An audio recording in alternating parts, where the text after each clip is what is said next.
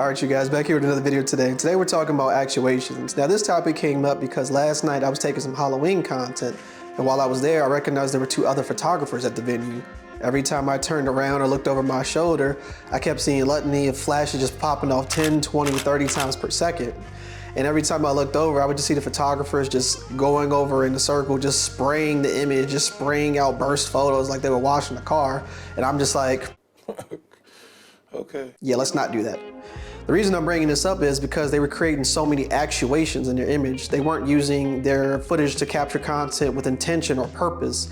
It was literally just for a sense of collecting a paycheck and just delivering X amount of photos at the end of the job, which you really shouldn't be doing. You should be shooting with purpose and you should be shooting with intentionality. Now, actuations are something that happens when you physically fire your camera shutter, and we briefly talked about this in the previous video, so I'll let you go check that out. Essentially, faster shutter speed, the shutter closes a lot faster. Slower shutter speed stays open a lot longer, and it creates what's called an actuation. See? I told you we talked about that last video, I wouldn't lie to you.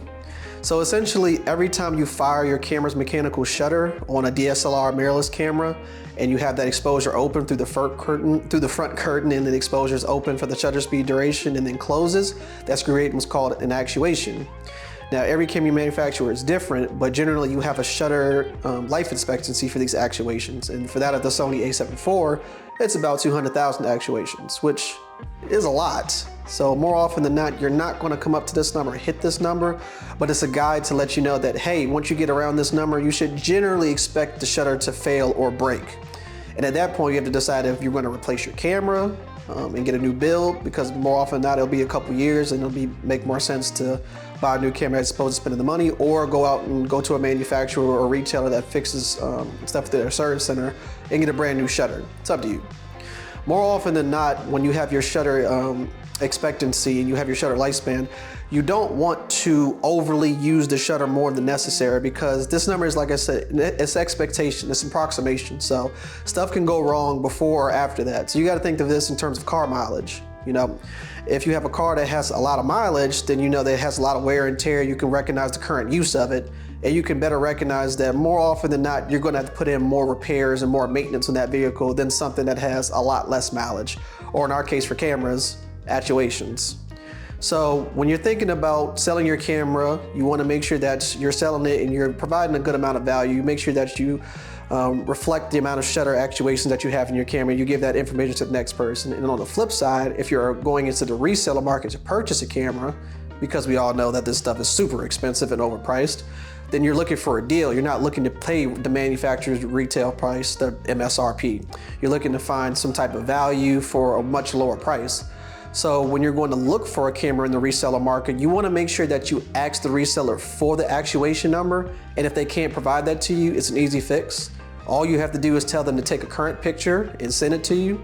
And what you do is you just look up any type of shutter actuation website, and you take that actual file and upload it, and it pulls the metadata from that file and tells you the exact current actuation for the particular camera model that took that picture.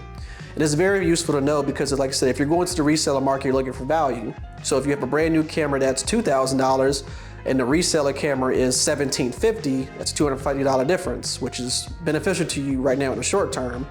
But let's say it's an a7 IV, like my camera, for example purposes, and you have 350,000 actuations on that camera. Then you know that camera's going through a lot of wear and tear, it's going through a lot of usage, and then you're more likely than not going to have to make some type of repair, or the shutter might fail on you in the interim.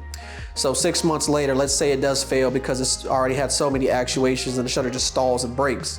You now have to decide, well, are you going to get a new shutter or a new camera? Since you just paid for that camera, you're most likely not going to buy another camera, so you're going to replace the shutter. And the shutter is going to be anywhere from $400 to $600 on average, but generally I've seen it be a lot more for those repairs. So it's generally in your best benefit, like I said, to check this actuation number with the retailer before you make a purchase of a used camera.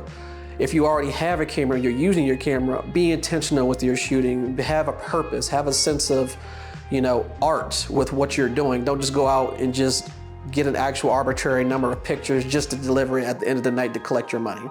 That's not what you want to do, because you don't want to deliver a bad client experience, and you don't want to set yourself up as someone who actually doesn't know how to take pictures. You're just there to just hit the shutter button, because in that case, you know, you could just get any single body to just take your camera and just press and hold the button. So keep that in mind. Shutter actuations is something very important. I didn't take this into account with my first few years of photography, and I did take a lot of burst photos, and I did do a lot of continuous shooting because of the fact that, one, I was trying to find my style. So I was trying to use the different drive modes to try to use the different camera settings to try to figure out what I liked and what I could do. But then when I did some more research and started to understand the technicalities and the inputs of what goes into making these cameras, that's when I just started to be more intentional, decided to be more specific as to what I wanted to do, how I wanted to do it, and the way I would do it. And I think that you guys should take that into account as well. If you are, great. If you're not, no worries. Just dust yourself off, take these lessons and implement them into your workflow going forward, and I think you guys will be good. But that's everything I got for you guys this week. So appreciate you guys tuning in as always. Got more stuff on the way as usual. Be sure to like, comment, and subscribe to tune back in for more videos like this. And I think within the next video or two, I'm going to probably do another short film. So appreciate you guys. Have a nice weekend, and peace.